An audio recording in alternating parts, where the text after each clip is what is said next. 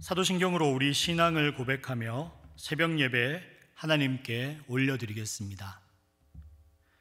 전능하사 천지를 만드신 하나님 아버지를 내가 믿사오며 그 외아들 우리 주 예수 그리스도를 믿사오니 이는 성령으로 잉태하사 동정녀 마리아에게 나시고 본디오 빌라도에게 고난을 받으사 십자가에 못 박혀 죽으시고 장사한 지 사흘 만에 죽은 자 가운데서 다시 살아나시며 하늘에 오르사 전능하신 하나님 우편에 앉아 계시다가 저리로서 산자와 죽은 자를 심판하러 오시리라.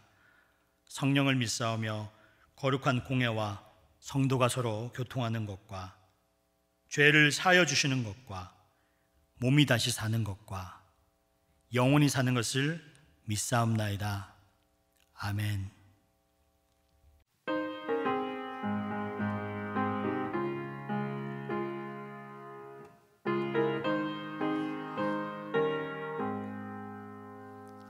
슬픈 마음에 믿는 사람 예수 이름 믿으면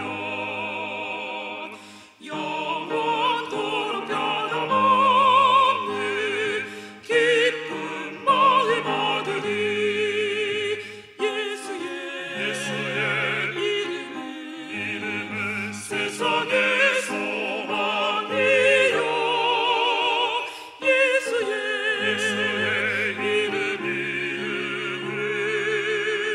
천국의 기쁨이세.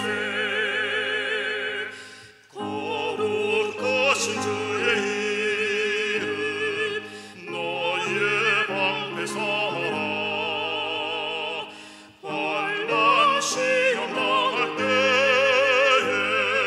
주께 기도드려라. 예수의 이름은 세상의 소망이요 예수의 이름은 천국의 기쁨일세. 존귀하신 주의 이름 우리 기쁨 되도다.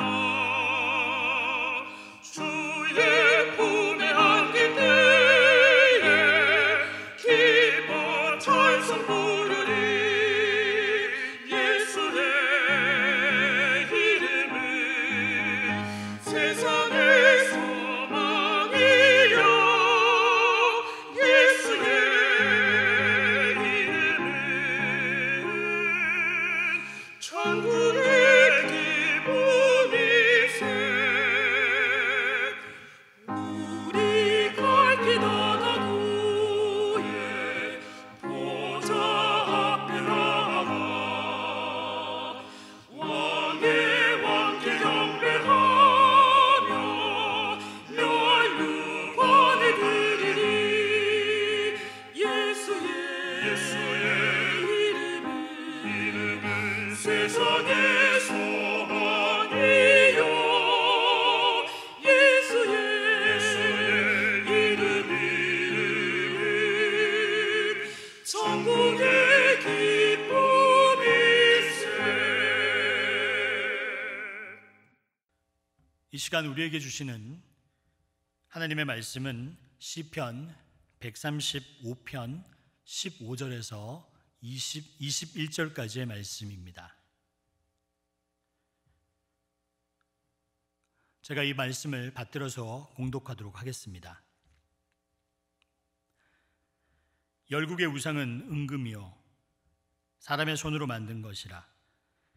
입이 있어도 말하지 못하며 눈이 있어도 보지 못하며 귀가 있어도 듣지 못하며 그들의 입에는 아무 호흡도 없나니 그것을 만든 자와 그것을 의지하는 자가 다 그것과 같으리로다. 이스라엘 족속아 여호와를 송축하라. 아론의 족속아 여호와를 송축하라. 레위 족속아 여호와를 송축하라. 여호와를 경외하는 너희들아 여호와를 송축하라. 예루살렘에 계시는 여호와는 시온에서 찬송을 받으실지어다. 할렐루야. 제가 오늘 말씀을 위해서 함께 기도하겠습니다. 하나님, 코로나19의 시대, 하나님 왜 잠잠하십니까? 하나님 왜 침묵하십니까? 이런 질문을 던지고 싶을 때가 많이 있습니다. 오늘 이 예배 가운데서 주님, 재정의 어려움 때문에, 육신의 질병 때문에 이런 정직한 고민으로 탄식하는 성도가 있다면 주여, 그것을 그냥 내보내지 마시고 내가 너와 함께 하리라, 나의 의로운 오른손으로 너를 붙들어 주리라, 내가 너를 고쳐주리라 말씀하여 주시옵소서. 우리의 영혼을 말씀으로 깨우게 하여 주옵소서. 하나님께 소망을 두게 하여 주시옵소서. 이기게 하여 주시옵소서. 오늘의 말씀이 소망의 닻을 아무리 힘들어도 하나님께 내리는 능력의 말씀이 될 수 있도록 주님 인도하여 주시옵소서. 이 모든 말씀 예수님의 이름으로 기도드립니다. 아멘. 오늘은 시편 135편에 팬데믹은 인생 학교입니다라는 제목으로 말씀을 전하도록 하겠습니다. 시편 135편의 기자는요, 우상이 팽배한 시대에서 우리는 하나님을 찬송해야 된다, 이렇게 이야기를 합니다. 그런데 요즘 시대를 보면 코로나19로 인해서 갑자기 다가온 변화들이 너무나 많고 그것 때문에 어려움을 겪으시는 분들이 너무나 많습니다. 이런 어려움을 겪다 보면요, 신앙생활하는 그리스도인들에게도 하나님이 정말 살아계시는가, 이런 의심이 찾아올 때가 있습니다. 믿음을 가졌는데도 하나님이 정말 살아계시는 걸까? 하나님은 왜 침묵하고 계시는 걸까? 왜 아무 말씀도 안 하는 걸까? 이런 느낌을 가질 때가 있습니다. 근데 이것은 형통할 때 오는 고민이 아니고요, 주로 내 인생 가운데 생각지도 못했던 뜻밖의 고통들이 찾아올 때 이런 질문을 많이 하게 됩니다. 또 하나는 어떤 고난이 견딜 만한 것처럼 보여요. 그런데 이 고난이 팬데믹처럼 2차, 3차처럼 계속해서 지속되면 내 인생에서 반복돼서 떠나지 않을 때 사람들 안에서 정말 하나님은 살아계신 걸까? 이런 질문을 가지게 됩니다. 여러분, 이혼이라는 사건이 있죠. 참 큰일인데 남이 그런 일을 당하면 이혼했구나 이렇게 얘기하지만 그것이 나의 문제로 다가오면 내 인생을 좌우하는 겁니다. 한 가정에 장애우가 태어났을 때 평생에 그 아이를 길러야 된다는 생각이 정말 하나님은 살아계십니까? 라는 질문을 하게 만들기도 합니다. 우리가 잘 아는 하박국 선지자가 있습니다. 그도 하나님께 이러한 질문을 했던 선지자죠. 하박국의 고민은 이거죠. 악한 사람들이 의로운 사람들을 다 죽이는데 하나님은 왜 가만히 침묵하고 계십니까? 이러한 팬데믹이 교회를 흩어버리고 있는데 하나님 왜 침묵하고 계십니까? 하박국은 1장 2절에 이런 말씀을 전합니다. 여호와여, 내가 부르짖어도 주께서 듣지 아니하시니 어느 때까지리까? 내가 강포로 말미암아 외쳐도 주께서 구원하지 아니하시나이다. 코로나19의 상황처럼 마치 하나님이 침묵하시는 것 같을 때 우리가 어떻게 해야 되는 것일까? 성경은 탄식을 가지는 사람들의 이야기, 그리고 눈물의 고백에 대한 이야기도 전해주지만 어떻게 우리가 이것을 대응해야 되는지, 무엇을 배워야 되는지도 가르쳐주고 있습니다. 우리 시편 135편 15절의 말씀을 제가 읽어드리도록 하겠습니다. 열국의 우상은 은금이요 사람들의 손으로 만든 것이라. 16절 17절 같이 읽을게요. 입이 있어도 말하지 못하며 눈이 있어도 보지 못하며 귀가 있어도 듣지 못하며 그들의 입에는 아무 호흡이 없나니. 저는 시편 135편의 말씀 중에 15절에 이런 말씀이 있죠. 열국의 우상을 봐라. 내 고통, 내 현장만 바라보고 있는 그 시점에서 하나님께서 말씀하십니다. 열국을 보아라. 다른 곳을 한번 보아라. 세상을 넓게 바라보는 안목을 지녀라. 이렇게 말씀하시는 것 같습니다. 성도 여러분, 우리의 인생이 얼마나 길까요? 시편 39편을 읽어보면 우리의 인생의 길이에 대한 이야기가 나와 있어요. 제가 한번 읽어드릴게요. 주께서 나의 날을 한 뼘 길이만큼 되게 하시니 나의 일생이 주 앞에는 없는 것 같사오니 사람은 그가 든든히 서 있는 때에도 진실로 모두가 허사뿐이니이다. 야, 여러분 한번 해볼까요? 이렇게 한번 손을 펴보십시오. 인생의 길이는 어떻게요? 요만큼입니다. 한 뼘이에요. 인생의 길이를 한 뼘이라고 얘기합니다. 여러분, 이 설교를 들으시는 여러분들 한번 해보십시오. 옆에 분에게 한번 얘기를 해보세요. 인생은 요만해요. 이렇게 한번 해보세요. 인생은 요만합니다. 시편 기자는 중요한 걸 깨닫습니다. 인생은 짧다라는 거죠. 그래서 내 일생은 주 앞에서 경점에 불과하고 정말 지극히 짧다. 영원이라는 하나님의 나라에 비교하면 잠시뿐이다. 세상에서 정말 잘 나가는 사람들이 있죠. 든든히 선다라는 사람들이 있죠. 이것도 허사뿐이다. 한 점에 불과하다. 인생은 여러분 깁니까 짧습니까? 짧습니다. 미시적인 관점에서 작은 것들을 들여보다가 하나님은 안 계신 것 같다라고 얘기할 수 있습니다. 현미경으로 내 문제만 들여다다 보니까 다른 것이 보이지 않는 것입니다. 근데 그걸 가지고 엎드려서 탄식하면서 주님 살아 계십니까? 살아 계시는데 내 인생이 왜 이렇게 고통을 주십니까? 주님, 나는 이 믿음을 가진 사람입니다. 믿는 사람들이 힘들다고 하면 어떡합니까? 이런 것을 어디에 가지고 얘기도 못합니다. 주님. 그때 주님은 말씀하십니다. 네 인생은 짧은 것이다.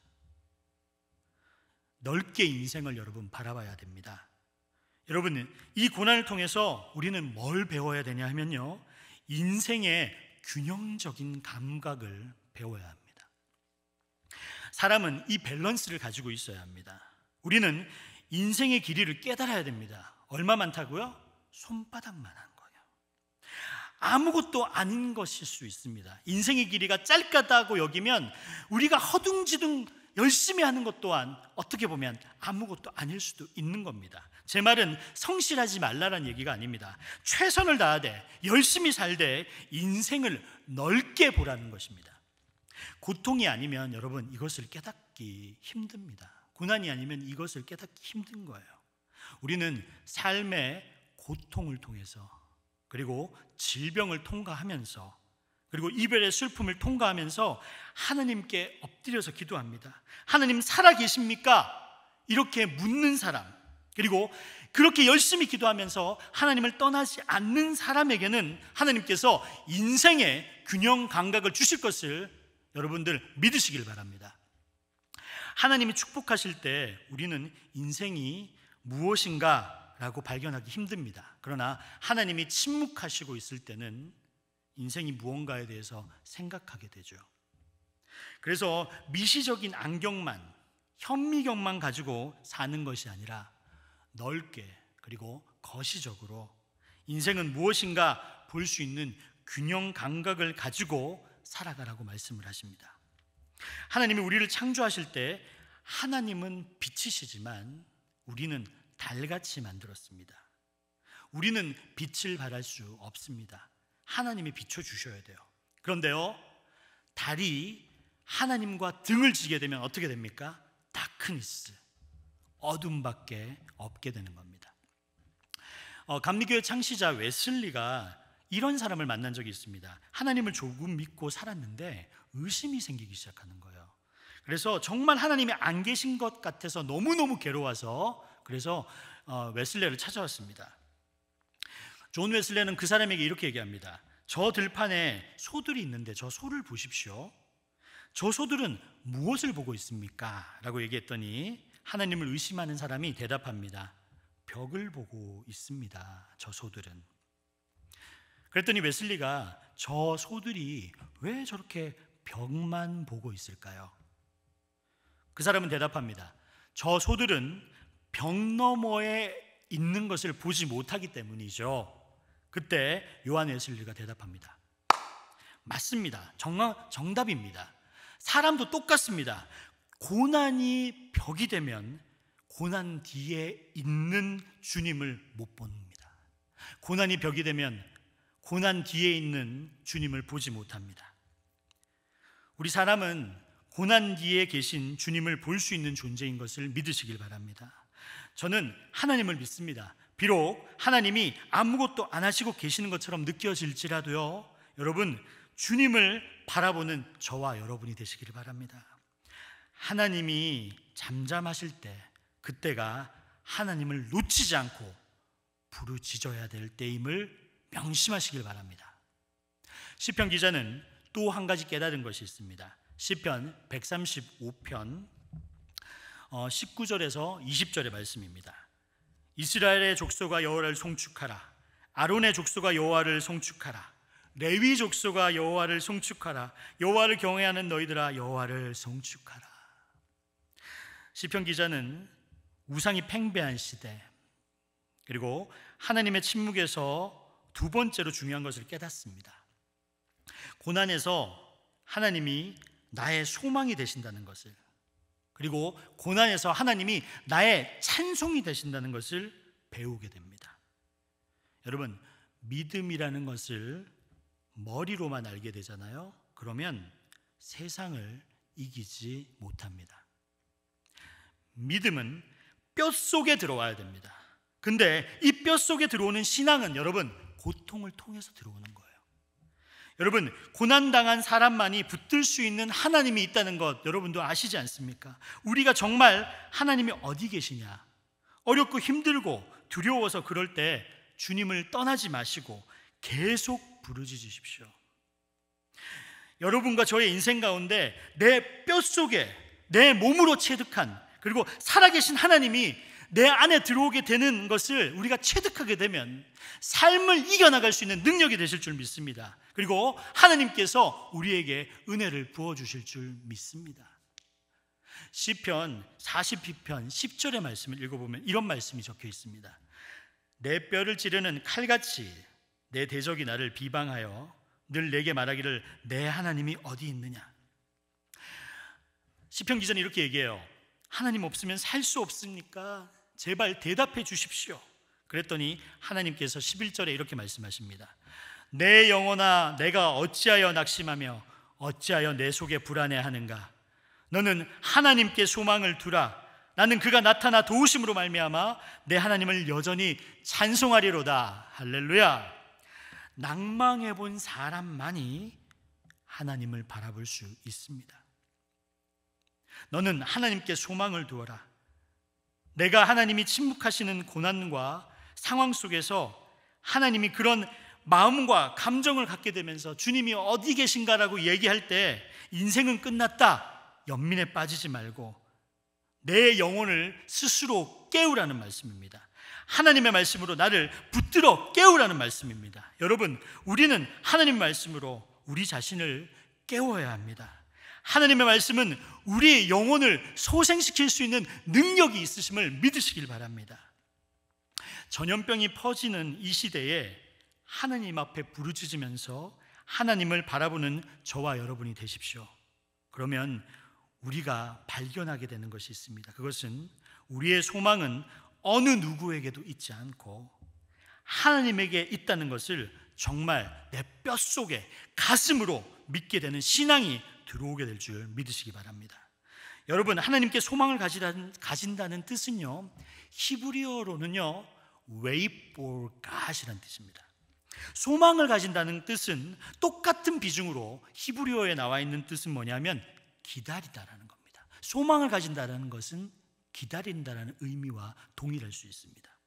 하나님이 침묵하실 때 하나님의 말씀으로 나를 깨우는 축복이 있기를 바랍니다. 감정에 치우치지 마십시오. 고난에 지배받지 마십시오. 그리고 내 영혼을 말씀으로 깨우십시오. 내가 하나님의 보좌 앞에 딱 서서 내 소망의 닷을 하나님께 딱 뿌리 내렸을 때 저와 여러분께서 느끼는 축복이, 찬양이 가슴속으로 밀려들음을 느끼시기를 바랍니다. 하나님이 침묵하실 때 우리의 소망이 어디 있는가를 깨닫게 됩니다. 하박국 선지자도 그렇게 했어요. 왜 잠잠하십니까? 그렇게 하나님께 열심히 기도했더니 하나님께서 답을 주십니다. 어떤 답을 주시냐면 의인은 믿음으로 살 것이니라. 그리고 하박국 2장에 이런 말씀을 전하십니다. 오직 여호와는 그 성전에 계시니 온 땅은 그 앞에서 잠잠할지니라. 하나님이 하박국에게 충격적인 말씀을 전합니다. 나는 살아있는 하나님이다, 하박국아. 그러니 너는 잠잠하라. 하나님은 살아계시니 온 천하는 그 앞에 잠잠할지니라. 이렇게 말씀하세요. 하나님이 어딨냐고 부르짖으면서 그리고 최선을 다해서 기도하다 보면 하나님께서 성령으로 말씀하십니다. 잠잠하라. 그리고 내 말씀에, 내 말에 귀를 기울여라. 하나님은 성전에서 살아계신 하나님을 믿습니다. 하나님은 이 땅 가운데 살아계신 하나님을 믿습니다. 하나님이 침묵하시는 시간에는 메시지가 분명히 있는 것입니다. 우리를 바꾸시는 시간이 하나님이 침묵하시는 시간입니다. 저와 여러분의 인생의 소망은 누구에게 있는지 오늘 다시 분별해서 내 소망의 닷을 하나님께 다 뿌리 내리십시오. 그리고 절대 흔들리지 않는 여러분이 되시길 바랍니다. 그 신앙의 소망이 우리 안에 딱 오잖아요. 그러면 할렐루야 찬송하게 되는 역사가 일어날 줄 믿습니다. 하박국 선지자가 이 믿음을 가지게 되니까 3장에 여러분이 너무나 잘 아는 말씀을 나누게 되고 찬송하게 됩니다. 제가 읽어볼까요? 비록 무화과 나무가 무성하지 못하며 포도나무에 열매가 없으며 감람나무에 소출이 없으며 밭에 먹을 것이 없으며 우리의 양이 없으며, 여러분 찬양이 생각나지 않아요? 외양간에 소가 없을지라도 나는 여호와로 말미암아 즐거워하리. 나는 구원의 하나님으로 말미암아 즐거워하리로다. 하나님이 잠잠하다고 느끼시는 분이 계십니까? 오늘 예배를 통해서, 오늘 말씀을 통해서 주 여호와로 말미암아 즐거워하는 회복의 역사가 일어나기를 주님의 이름으로 축원합니다. 우리 함께 주기도문 하시겠습니다. 하늘에 계신 우리 아버지여, 이름이 거룩히 여김을 받으시오며 나라가 임하시오며 뜻이 하늘에서 이루어진 것 같이 땅에서도 이루어지이다. 오늘 우리에게 일용할 양식을 주시옵고 우리가 우리에게 죄 지은 자를 사하여 준 것 같이 우리의 죄를 사하여 주시옵고 우리를 시험에 들게 하지 마시옵고 다만 악에서 구하시옵소서. 나라와 권세와 영광이 아버지께 영원히 있사옵나이다. 아멘.